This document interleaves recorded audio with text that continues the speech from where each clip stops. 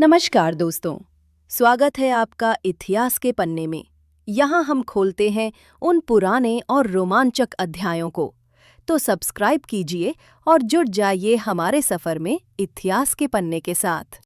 तो आइए एक सफर पर चलते हैं, एक बहुत ही लंबे सफर पर।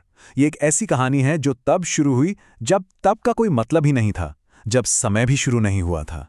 और ये कहानी हमें खींचकर सीधा आज इस पल तक ले आती है। ये कहानी है हर चीज की, इस पूरे ब्रह्मांड की, और हाँ, हमारी भी। रात में कभी खुले आसमान के नीचे खड़े होकर उन अनगिनत टिमटिमाते तारों को देखा है, और देखकर मन में ये सवाल आया है कि भाई ये सब कुछ आया कहाँ से? ये तारे, ये चांद, ये ग्रह और तो और ये जिंदगी खुद कहाँ से शुरू हुई? बस यही एक सवाल, यही एक छोटा सा सवाल हमारी आज की पूरी कहानी का दिल है। तो चलिए, कहानी को वहीं से शुरू करते हैं जहां से सब कुछ शुरू हुआ, एकदम शुरुआत से। वो पल जब समय और जगह दोनों का जन्म हुआ। सोचिए, एक पल पहले कुछ नहीं और अगले ही पल सब कुछ। तो बात है आज से कोई 13.8 अरब साल पहले की। एक जबरदस्त घटना हुई जिसे हम सब बिग बैंग के नाम से जानते हैं। और कमाल की बात तो यह है कि सिर्फ 3 मिनट के अंदर ब्रह्मांड के जो बेसिक बिल्डिंग ब्लॉक्स हैं ना, हाइड्रोजन और हीलियम, वो बन चुके थे। सोचिए, सिर्फ 3 मिनट में। लेकिन हां, पहले तारों को जलने और अपनी रोशनी फैलाने में पूरे 40 करोड़ साल लग गए। एक बहुत बहुत लंबा इंतजार। अच्छा, यहां एक चीज साफ कर लेना बहुत जरूरी है। जब हम बिग बैंग सुनते हैं तो दिमाग में एक बड़े से धमाके की तस्वीर आती है ना? पर ऐसा था नहीं। ये स्पेस में हुआ कोई धमाका नहीं था, बल्कि ये तो खुद स्पेस का ही फैलाव था। मतलब कल्पना कीजिए कि स्पेस खुद एक बहुत ही छोटे से गर्म घने बिंदु से हर तरफ फैलना शुरू हो गया। ये विस्फोट नहीं, एक फैलाव था। तो वो जो पहले सितारे बने थे ना, वो असल में हाइड्रोजन और हीलियम के बहुत बड़े बड़े गोले थे। वो एक तरह से ब्रह्मांड की पहली फैक्ट्रियां थीं। उनके अंदर, उनके कोर में जबरदस्त गर्मी और दबाव से नए और भारी तत्व बन रहे थे, जैसे कार्बन, ऑक्सीजन, लोहा।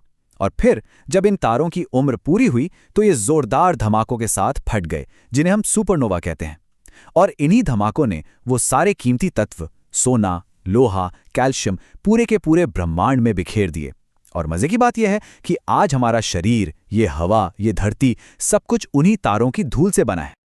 तो अब जरा इस कहानी के विशाल कैनवस से थोड़ा जूम इन करते हैं। पूरे ब्रह्मांड से हटकर अब हम आ रहे हैं अपने घर, अपने छोटे से कॉस्मिक मोहल्ले में। जी हाँ, हमारा सौर मंडल।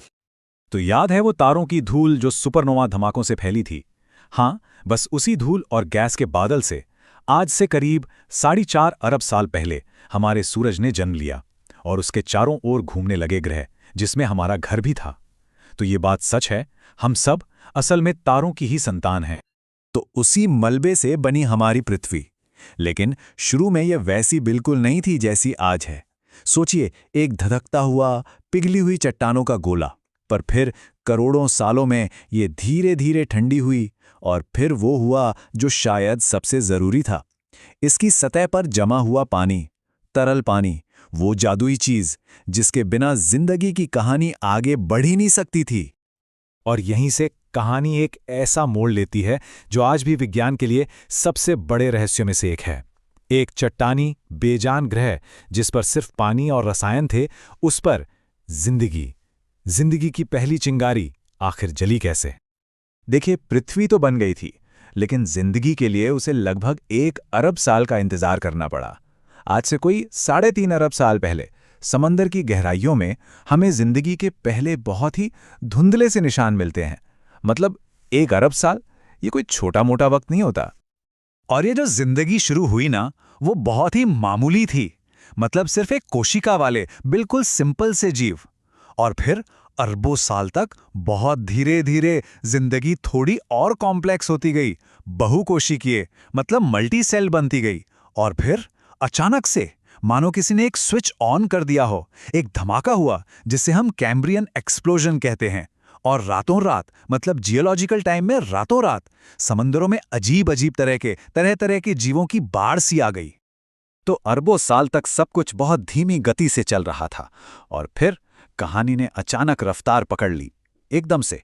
अब इस कहानी के स्टेज पर एंट्री होने वाली थी एक नए प्लेयर की, एक ऐसे किरदार की जो यहां आकर सब कुछ हमेशा हमेशा के लिए बदल देने वाला था।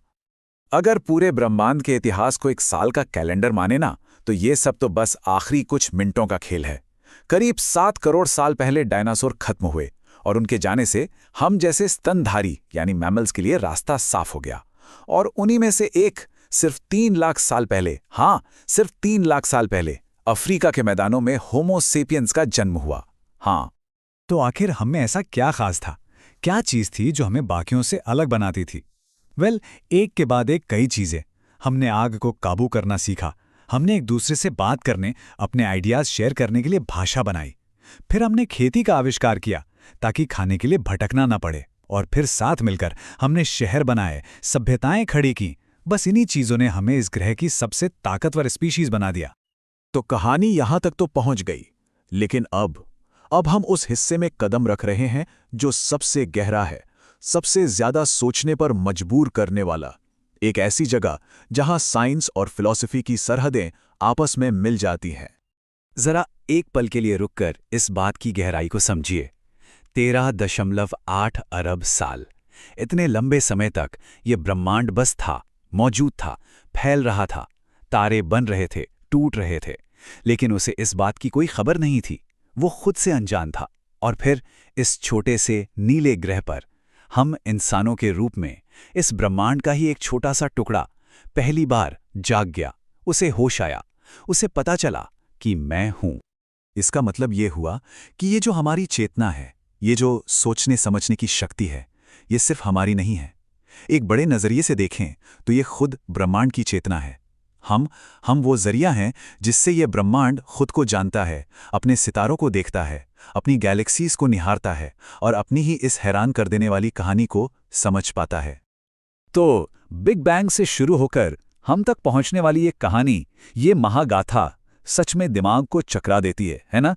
लेकिन एक बात पक्की है, ये कहानी अभी खत्म नहीं हुई है, बल्कि शायद हम तो बस एक नए अध्याय की शुरुआत में खड़े हैं। तो अब सवाल ये उठता है कि इस विशाल ब्रह्मांडीय नाटक का अगला एक्ट क्या होगा? इस कहानी का अगला पन्ना कौन लिखेगा और कैसे लिखेगा?